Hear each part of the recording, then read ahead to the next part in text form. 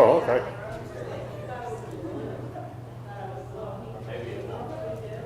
We have it.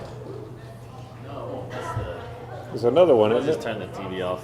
Oh, okay. That's when it's on a presentation, not when it's Oh. not on presentation.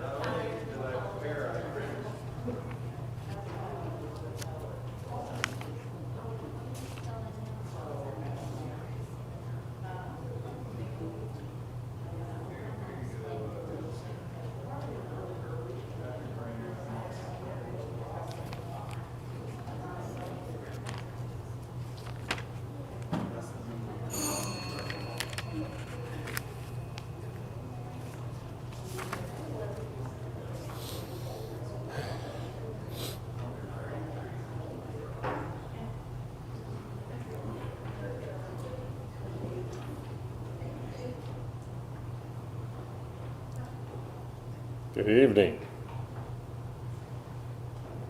I heard the bell ring, so we have permission to begin now.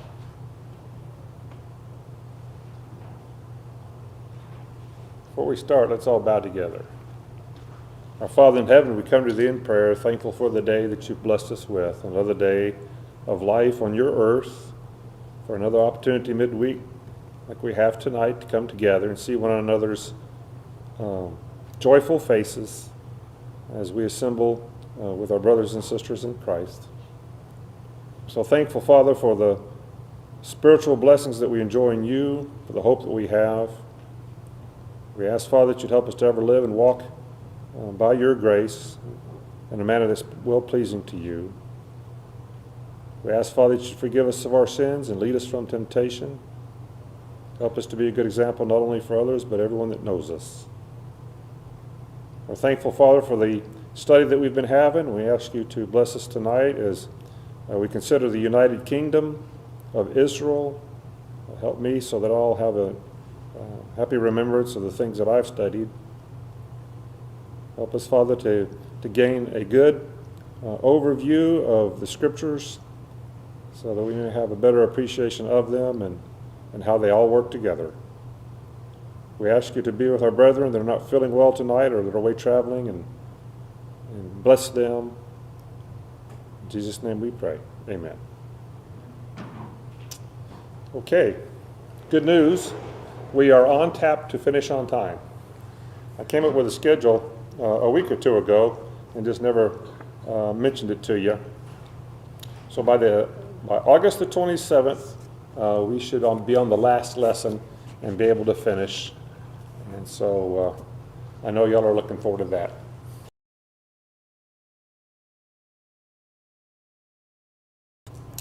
Let's do some hand motions and see if we can remember them.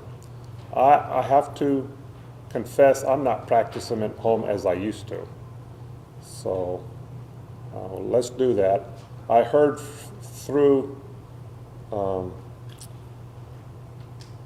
someone who lives with me that one of y'all are having a difficult time remembering some of the signs. So if you need a copy, as this person did, you can ask Donna, and she will get. You can get a copy of the signs, and that way you can practice them at home. But we really haven't spent much time on the latter parts, so we've got it done pretty good. Stan's doing really well. So the very first one is before the flood, not creation, but it's before the flood.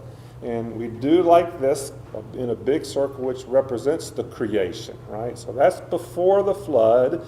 And the link with that has to be the flood, because before the flood, something comes after the flood. So this is the water coming up, right?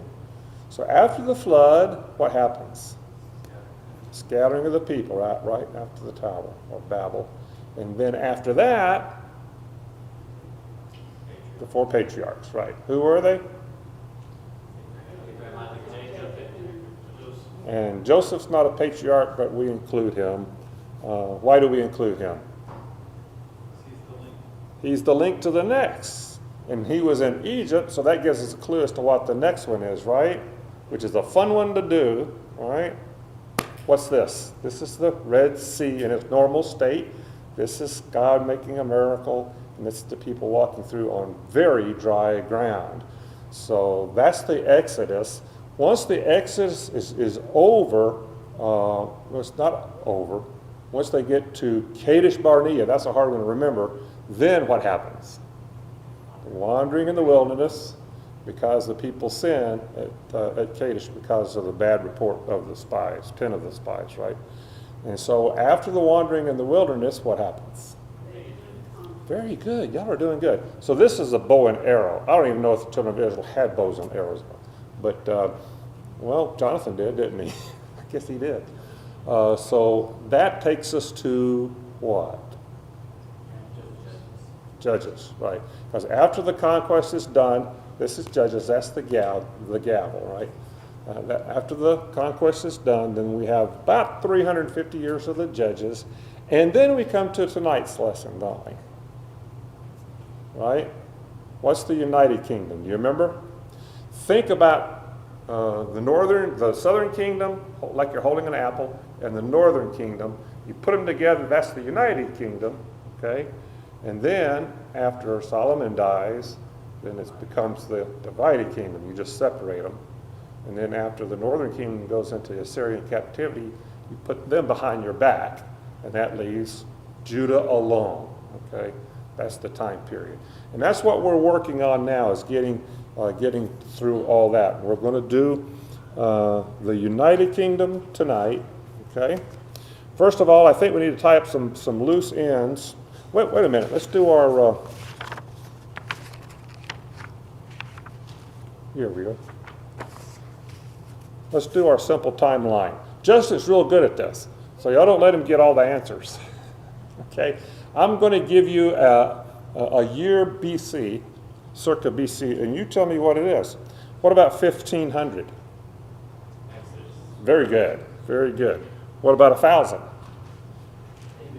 David, and that's who we're looking at tonight, at least in part, right? What about, let's see, 2000? Yes, Abraham. Exactly, Abraham and the patriarchs.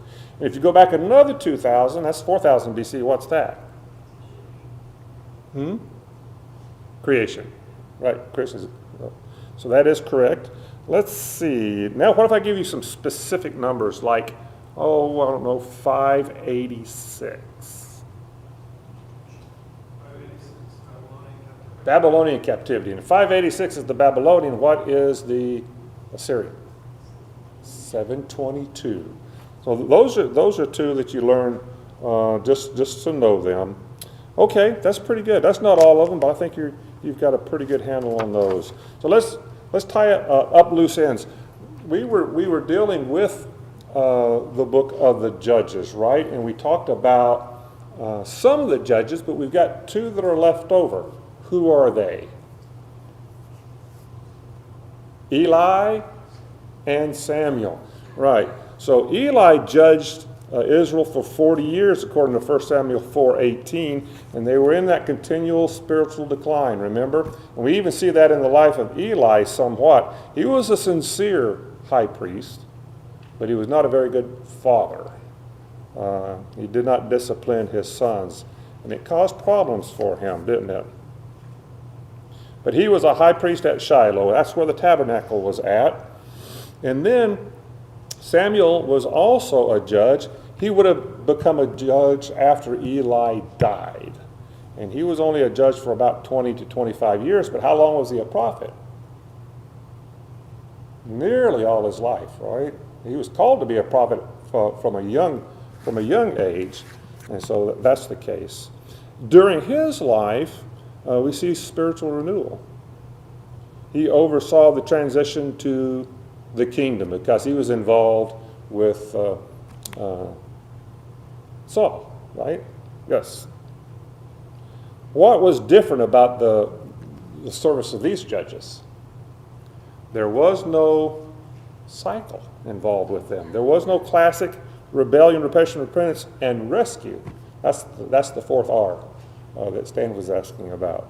That didn't happen while they were judges. So what did they do as judges? Well, they judged. People had problems, they would come to them, and they would settle disputes, for example. They provided leadership as best they could for the 12 tribes, even though they weren't out amongst them. But those who were faithful would come to Shiloh, and they would get to see Eli there, and he would be able to be a leader for them, wouldn't he? Samuel did what as a judge? You've heard of circuit preachers, right? He was a circuit judge. Every year, he left his home in Ramah and went to Bethel, Gilgal, and Mizpah, and then came home. And that way the people didn't have to come to him. He could go to them to a certain extent. And that was what was going on when the people decided to demand a king. So this is a point that we need to look at and make right off. Let's turn over to Deuteronomy 17, and we're going to read something. Now, Deuteronomy is not when they demanded the king, was it? That happens in 1 Samuel 8. Deuteronomy 17 goes way back. This is Moses, right, talking to his second sermon. And he says something very interesting that I don't know if we caught it or not when we were looking at Deuteronomy. But Deuteronomy 17, we're going to read 14 through 20. And it says, "When you come to the land that the Lord your God is giving you, and you possess it and dwell in it, and then say, I will set a king over me, like all the nations that are around me." Wow, that's very specific, isn't it, to what exactly happened? God knew what was going to happen, didn't he? And he says in verse 15, "You may indeed set a king over you, whom the Lord your God will choose. One from among your brothers you shall set as king over you. You may not put a foreigner over you who is not your brother. Only he must not acquire many horses for himself, or cause the people to return to Egypt in order to acquire many horses, since the Lord has said to you, you shall never return that way again. And he shall not acquire many wives for himself, lest his heart turn away, nor shall he acquire for himself excessive silver and gold." It sounds like somebody wrote this after the fact, doesn't it?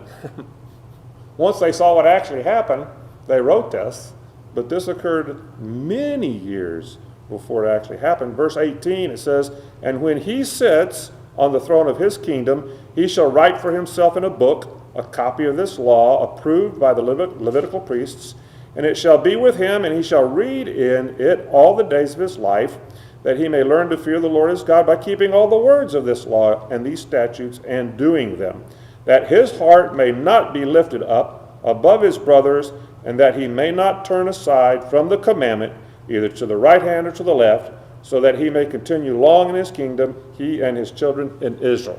Did they ever have a king that actually fulfilled those requirements?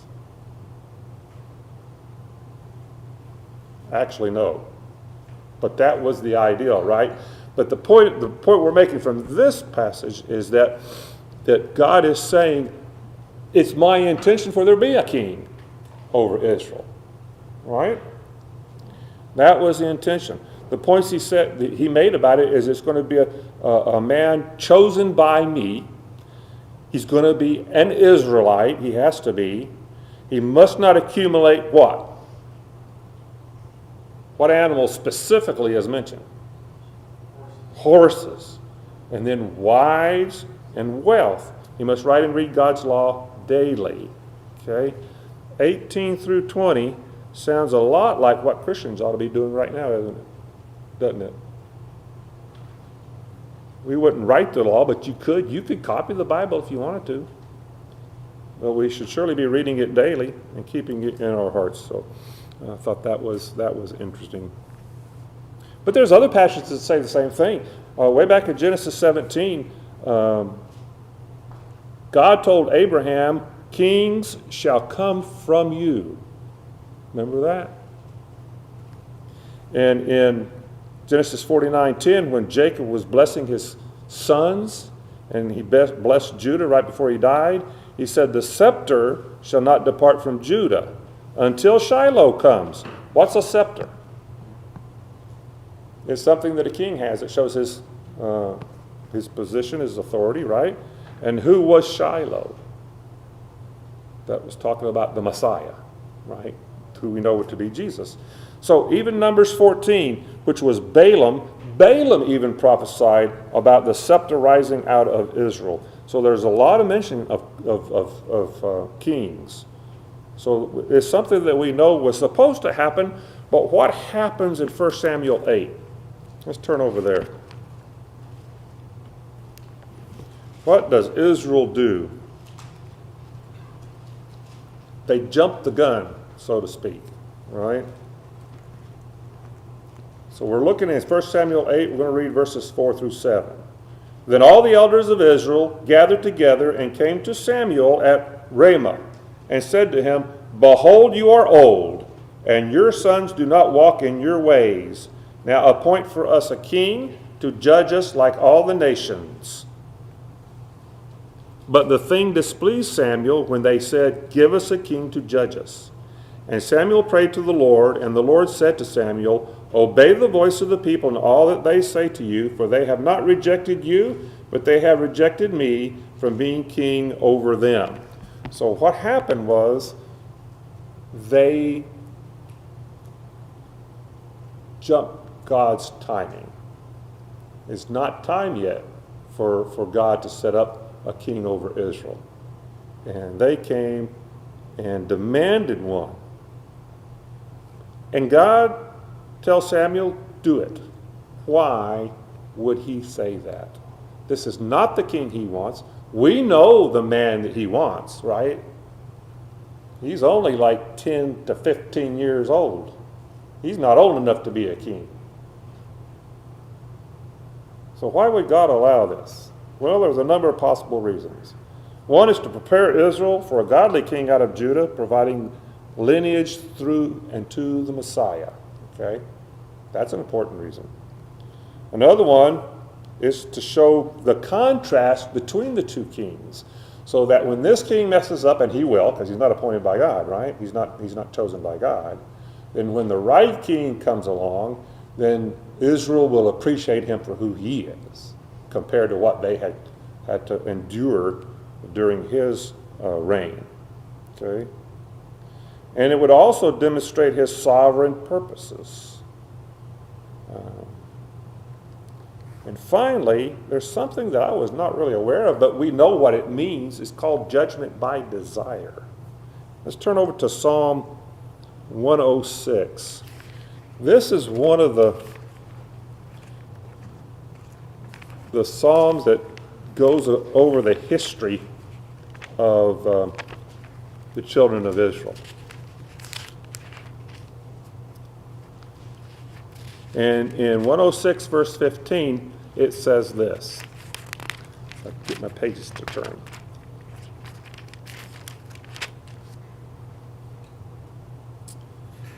And he gave them what they asked, but sent a wasting disease among them. Look at the verse right before that. But they had a wanton craving in the wilderness, but God put God to the test in the desert. He gave them what they asked and sent a wasting disease among them. I think the New King James says leanness, right? Leanness? Right. Do y'all remember the incident? What's this talking about?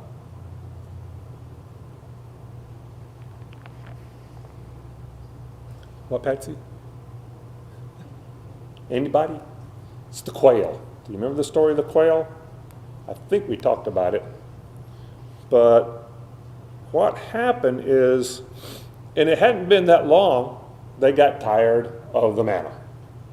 And they said, we want meat. And so they were discontented, they had the desire for meat, and now they made a demand for what they desired, right? And then there was the divine concession. Why would God concede to their request?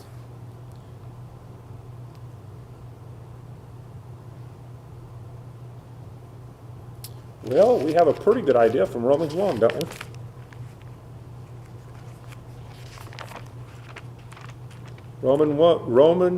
Romans chapter 1 talks about this very thing. It's not exactly the same thing, but Serves as a very big warning to us today. it very much does, doesn't it? Let me get over there.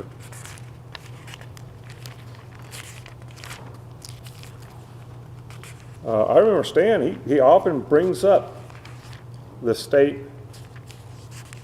of the world in Romans chapter 1 and what God did. I wrote an article about it today. Did you?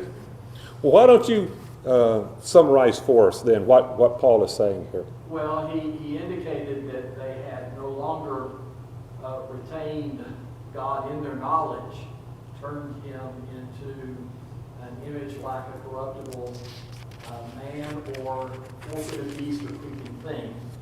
And because they no longer were willing to acknowledge God, we're told that he gave them over to a debased mind to do what was not fitting. So the homosexuality and such that was present was an indication of people who just did not want to acknowledge God or did not want to obey God. And the whole point is that God gives us the hope of righteousness and the means of obtaining it. That if we just refuse, whether it's through ignorance or simply refusal. I used Hosea 4:6 as an example. My children are destroyed for a lack of knowledge because they rebelled against his will. It wasn't just ignorance, it was that they had turned away from God. But God's going to let us do it, turn away. Yes. That's part and parcel of the reason he made us the way we did. He wants us to choose him freely, right? And not be forced to serve him. And that's not what he wanted. But the fact that he would grant that. So what is it? There's a lesson there. Be careful what you ask for. Even in your prayers. You know, if you get stuck on this idea and you keep praying for it, the Lord may give it to you, and it may not be the best thing for you. Our kids do sometimes, don't we? Yeah. They ask them, hey, sure, go ahead. We know, how it's going to end. It's teaching. And let them learn a lesson on their own, right? Okay, very good. All right, let's talk about the scriptural bounds of the United Kingdom, okay? So it begins when Saul becomes king. That is in 1 Samuel 10, okay? You turn over to 1 Samuel 10, somebody, whenever you get there. See if you can find the verse that talks about that.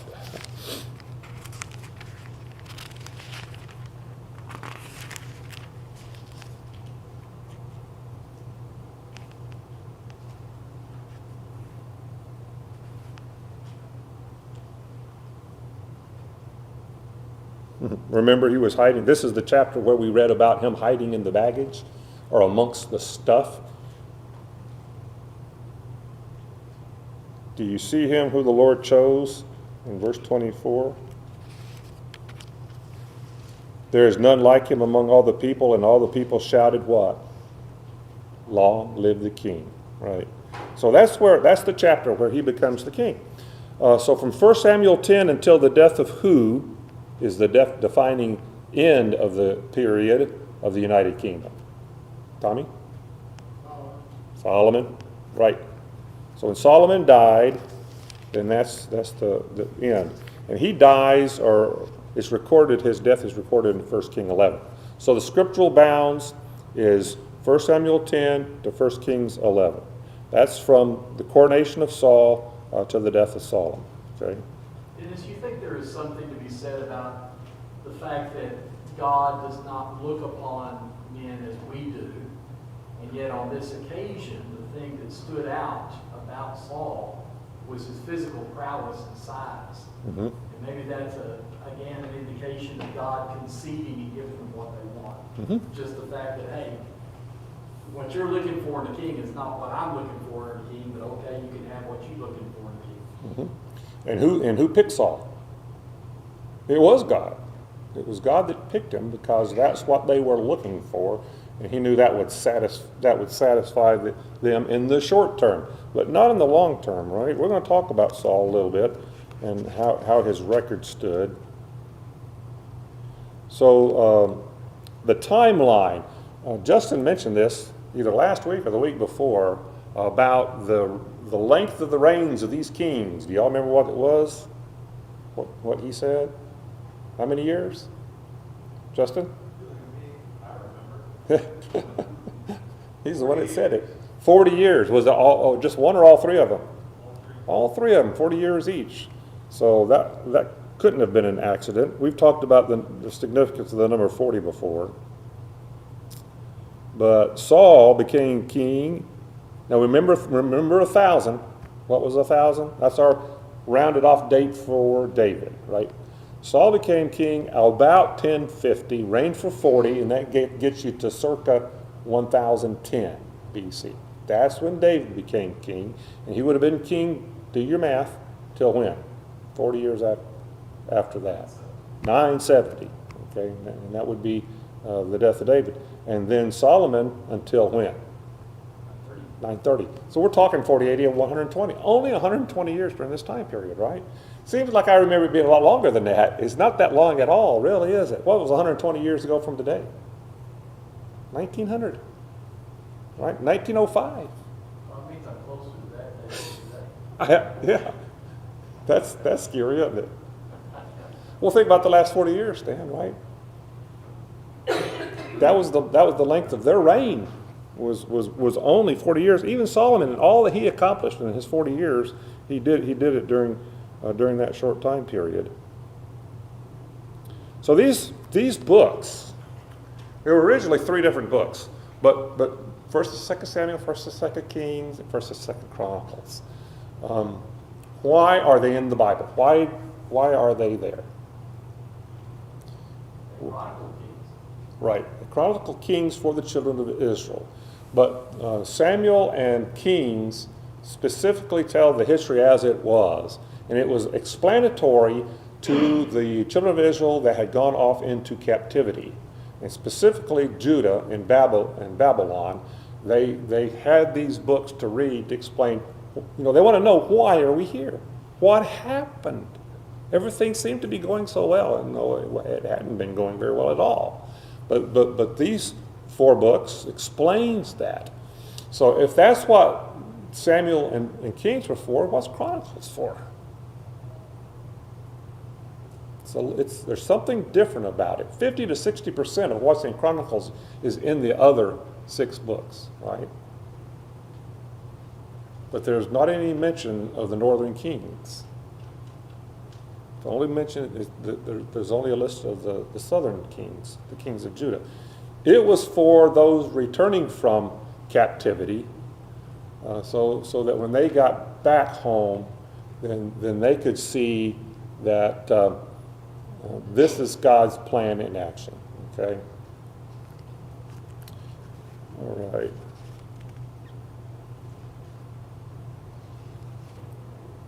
And it closes with Cyrus's edict, which is specifically telling, right? Where he talks about them going back to Jerusalem and building the temple. That's the last verse of 2 Chronicles. So let's try and get a handle on these books. Okay?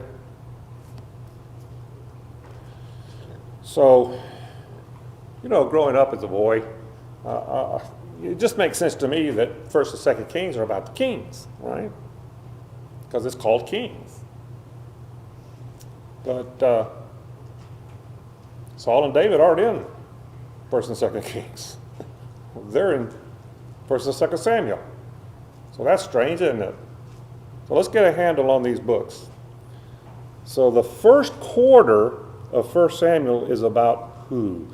Do you remember Elkanah and Hannah? The story of Samuel, right? That starts the beginning of it. So and we just talked about Eli and Samuel, didn't we? So that's the first quarter. It's Samuel's early life and ministry, birth call. The ark story is in there, and his serving as a judge. And Eli also, but Samuel is the main subject in the first quarter. The second quarter is the rise of who then? Saul, right? The rise of Saul. But you can also lump him together with Samuel. For the second quarter, you can say Samuel, Saul. Okay, Samuel, Saul, Samuel, Saul. Samuel's going to die. So when we get to the second half of 1 Samuel, who's that about? Saul and David, right? Saul and David. It's the rise of David and it's the decline of Saul. It happens at the same time, right? This is where you go if you wanted to read about David on the run, from the persecution of Saul. Okay, is during the last half of the book. And then at the end, the last 5, no, that's like I said, no, I'm sorry. Who dies then at the end of 1 Samuel? Saul, right. So Saul dies at the end. Okay, so 1 Samuel is, as far as kings are concerned, is only about Saul, right? And then the rise of David. David is anointed, but he's not king. 2 Samuel, then, is about David. The whole book is about David. That's right. So if you want to think David, think 2 Samuel, and if you think about 2 Samuel, you're thinking about David's reign. From the very first, chapter 1, he becomes king until his death. There's some additional information at the end of that, so it's really the first 20 chapters that are about him. The first 10 is about him becoming king. The second 10 are about what? His failures as a king, his sins and the consequences of those. And it was important. God wanted the children of Israel to know, because this contributed to the problem down the road that caused them to go into captivity. And then the additional information, the last 5 chapters, was things about talking about the wars that he was in. The mighty men are named. It talks about the census and the judgment because of the census, and that's put toward the end of the book there. Okay, so that's 1 and 2 Samuel. All right, what 2 kings? Right, Saul and David. Which king is in 2 Samuel? And who is in 1 Samuel? Saul. Saul and David. So think 1 Samuel and 2 Samuel. So now we get to 1 King, and there's who's left? Solomon. And the reign of Solomon is only covered in like 11 chapters. Well, actually, yeah. Chapters 1 through 11 is Solomon's reign. He becomes king. He builds the temple. Everything he does is covered in that book in those first 11 chapters. And then after his death, chapters 12 to 22 is the division that occurs because of Rehoboam and Jeroboam. And we're not going to cover that tonight because that's not part of our time period, is it? We're not talking about that. We'll talk about that next week. And 2 Kings continues the same thing, the decline of the kingdom and the exile. Now remember, what did I say about the king list in Chronicles? You remember what I said? Without the northern kingdom. Right. These are the kings of Judah only, because that was the point of that book. Okay. Second Kings is talking about the north and the south, right? They kind of rotate between it. If you remember reading about the kings. Okay. Let's talk a little bit about First Chronicles. Like we said before, the focus of the books of Chronicles is on the Davidic line. It overlaps with 1st and 2nd Samuel, okay? But the first 9 chapters are about genealogies, beginning at Adam and going into the post-exile period. And why was it important for this genealogy to be recorded again? We've already seen this genealogy repeated ever since Genesis 5, right? But it's repeated again here. What's one of the things that's being emphasized about the Davidic covenant, for example, is the lineage. It's very important to establish the lineage because God promised it would come through his descendants. Jesus would be descended from him. And when we get in the New Testament, we see the genealogies again, too. Very, very specific to point out that fact. So that's what chapters 1 through 9 are about. And with them returning, it was also providing them some of the structure that God intended them to have when they were rebuilding Israel. Yes. Not just come back to Israel and do whatever in the world you feel like. Come back to Israel and do it right. And remember why you got kicked out. You better keep doing it right. Right. Because, when you're reading about these kings, there's just a very few that really stand out, right? There was no good kings in the north at all, right? There was just a handful in the south. So those years spent reading those books and figuring out what happened, they learned what Justin's talking about being the righteous kings and how that they should lead a life of righteousness when they get back. Exactly. So we can read the reign of David, which is covered in what book? Right, the entire book of 2 Samuel is all about David. We can read about him in 1 Chronicles 10 through 29. Okay? Chapter 17 is the covenant that God made with him. And in 2 Chronicles, we can read about Solomon's reign in chapters 1 through 9, which is covered in 1 Kings, what chapter? 1 through 11, only 11 chapters. So that's where you can go to read about Solomon's reign in 2 Chronicles.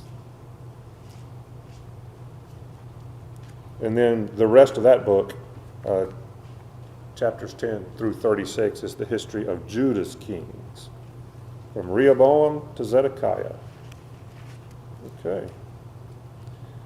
Kind of hard to keep track of that, especially when you start looking at,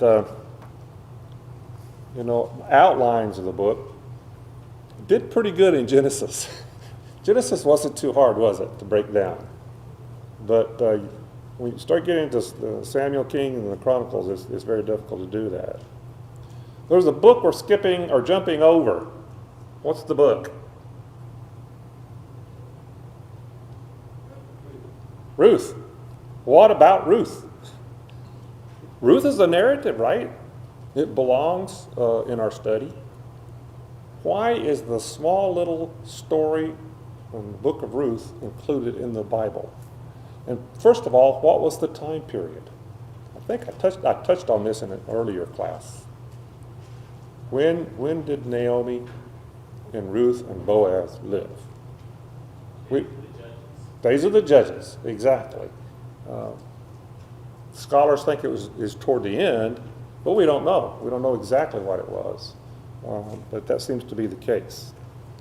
So why is the story of Ruth there? Remember we talked about the downward spiral of Israel through the 350-year period? It just got worse and worse and worse, right? What's the idea of a remnant? There's always been a remnant. of righteous people, right? What's the idea there? That even when everything's looking bleak, there's someone that's doing things the right way and is pleasing to God, right, Joshua? And that would be these people in Ruth. So the Israelites could read the story of Ruth, and they could see that someone is doing it right. So let's look at a couple of themes that we might consider. First of all, during the days of the judges, what was the national state overall? I used a specific term that started with the letter C and ended with the letter S. It was a state of what? Chaos. That's the only word I can look at. Correct. State of chaos, rebellion, and disunity, right?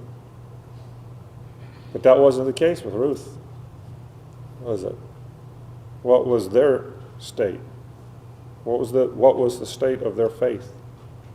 Strong, right? I think there were some limitations to that, although with Obed, and then Ruth was a Moabitess, and she, even though a foreigner, Mhm. was very strong in her faith. Naomi was sore pressed, but there were some indications that she wasn't handling it quite how she should. I Mhm. understand why, but yeah, but Obed was a good man. Let's talk about the moral condition. What was the famous phrase about Israel during eyes, right? What about Ruth? What did Ruth and Boaz, and especially Boaz, what did they do? Well, definitely what was right before God, right? They were concerned with the law, because there was law at the time. There was the Levirate law. What was that? Levirate had to do with what you do with someone whose husband has died, right? So Boaz had claim, or had a responsibility, not just a claim, but a responsibility, because she was a kinswoman. So that was what about covenant awareness? Seemed to have been forgotten during the latter days of the judges, but apparently it was embraced and honored by these people. And Stan touched on her being a Moabitess, right? View of outsiders was often hostile by everybody else in Israel, but Naomi is embraced and honored. Why? What's so, not Naomi, Ruth. What's so particular about Ruth? Great-grandmother of who? David. Right? But you're right. She's the great-great-great-great-grandmother of Jesus, right? So, yeah. And so the outcome for the children, huh? God blessed her because of how loving she was. Yes, absolutely. God was very much involved in all that. And the people who like her because of her positive behavior towards the Jews. Mm-hmm. Lots of folk weren't positively behaving towards the Jews. And part of the reason it's in the Bible is because it's showing that the Davidic line was noble even in that chaotic period. So not just look here at some noble people, but hey, look, here is the name of Christ Mm-hmm. was being noble. Very good. I got 3 more pages, and we got 4 minutes. Basically, what I was going to do after that, well, maybe we'll just have time to touch a little bit. But these 3 kings, they had successes, even Saul, along with their failures, right? Can anybody name one thing that Saul did right? Several things right at the beginning of his Yes. time. I mean, he was humble and obedient. Yes. He followed the rules about several of the conquests before he stopped doing that. Did he ever prophesy? He did. He did. The Spirit of the Lord came upon him one time, didn't he? He also Absolutely. talked to Samuel's ghost, all sorts of things. He had military successes, right? He saved the city of Jabesh Gilead. He established centralized leadership. He had his first standing army. It was a small one. He only had 3,000 for himself, 1,000 for his son Jonathan. But he had a standing army. What about his failures? What did he do at Gilgal? He didn't wait for Samuel. What did he do? He sacrificed. And because he did that, he was told in 1 Samuel 13:14, his kingdom will not continue. One little thing. It wasn't so little, was it?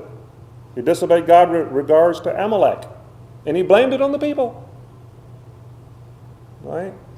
He said, we brought Agag back, but they, saved all this livestock, and because of that, he was told that he would be rejected as king. And the Spirit of God left him, and immediately after that, David was anointed. Okay? David, he did a lot. He unified the 12 tribes under one monarchy. He established the city of David. Jerusalem was called the city of David because of him. He rescued it from the Jebusites, right? And he brought the ark back to Israel. It had been in the hands of the Philistines, and then he received the Davidic covenant in chapter 7. But his failures were very, very serious. And you think about Bathsheba and Uriah, he was looking at her, and if he'd have just turned away, but he didn't. And he sinned with her, and he tried to cover up by doing what? Committing murder.